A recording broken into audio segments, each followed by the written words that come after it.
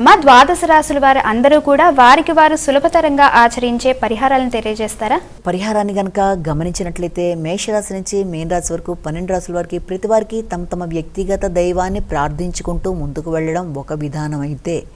ప్రతిరోజు చెప్పుకునే గోచార ఫలితాల్లో భాగంగా ఈరోజు చెప్పుకునే గోచారంలో ఫలితాల్లో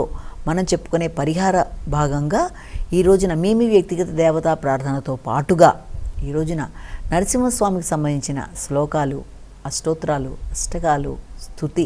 ఏది మీరు చేయగలిగితే అది చేసుకుంటూ ముందుకు వెళ్ళడం, నరసింహస్వామికి సంబంధించిన దేవాలయ సందర్శనైనా అనుకూలమైన ఫలితాలు ఇచ్చే అవకాశం ఉన్న రీత్యా మీరు మీ వ్యక్తిగత దేవతా ప్రార్థన చేసినా,